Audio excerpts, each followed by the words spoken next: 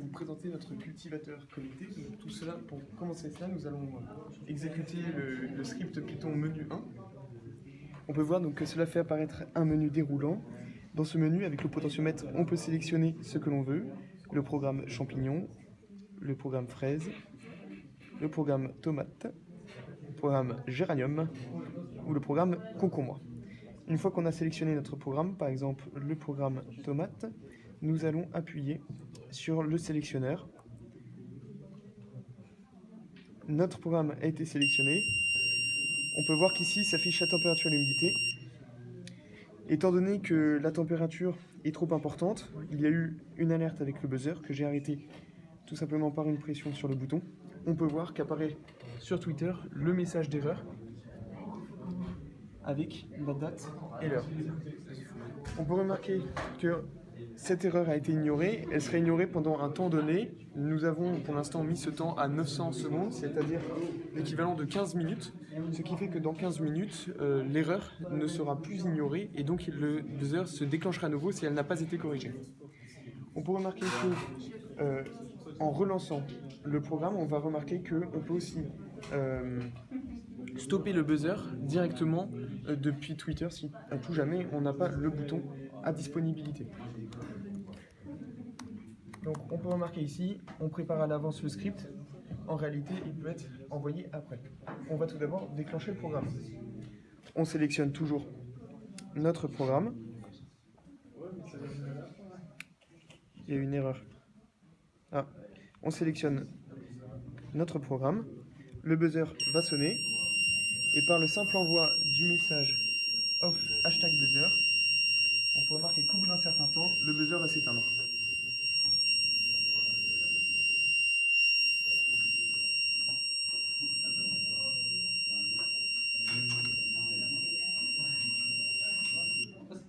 Parfait, le buzzer a fini par s'éteindre une fois que le Raspberry a détecté sur Twitter, sur notre compte, ce fameux #buzzer précédé d'un off.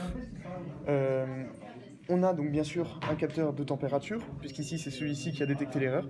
Nous avons aussi un capteur d'humidité, et puis un capteur de lumière, de luminosité. Donc ce sont les trois paramètres que l'on peut gérer. On peut remarquer aussi que nous avons un capteur à ultrasons, qui est ici très spécifique aux champignons, c'est-à-dire que lorsque le champignon a un certain stade, qu'il a dépassé le stade de l'incubation, il sort de terre. Par conséquent, le détecteur à ultrasons va détecter qu'il est sorti de terre, et à ce moment-là, on va changer les paramètres que sont l'humidité, la température et la luminosité. C'est lié bien sûr aux champignons et d'autres plantes acceptent aussi ces différentes variations de paramètres en fonction de leur stade de croissance. On va pouvoir enfin remarquer que afin de laisser une interface à l'utilisateur relativement simple et en même temps qu'il puisse ajouter les plantes qu'il veut, on a créé un script tout simple appelé data dans lequel l'utilisateur va pouvoir lui-même rajouter les plantes qu'il veut avec les paramètres qu'il souhaite. Nous allons voir le dernier cas de figure possible. C'est lorsque l'on est dans un programme et que l'on veut l'arrêter pour par exemple changer de plante. Tout simplement, imaginons que l'on soit par exemple dans le programme fraise. Si on est dans le programme fraise et que je le lance, voilà, il est lancé. Maintenant, j'ai envie de changer de programme. Ce que je vais faire, c'est tout simplement réappuyer une fois. Ici, il va me prévenir d'une interruption.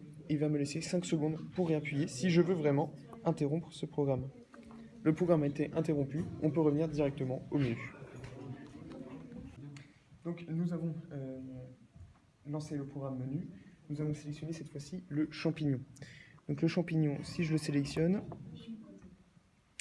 il va me lancer le programme. Le programme est lancé. On peut remarquer que le buzzer a directement été éteint puisque on a toujours notre publication sur Twitter off #buzzer. On peut remarquer que ici on est en phase pour l'instant d'incubation. Si je monte le champignon devant le capteur à ultrasons, celui-ci va passer en incubation, en fructification, pardon, et on peut voir sur l'écran que va apparaître un fructification ici. Donc on peut voir que au final Le Raspberry a bien pris la bonne plage de données qui correspond à celle de la fructification.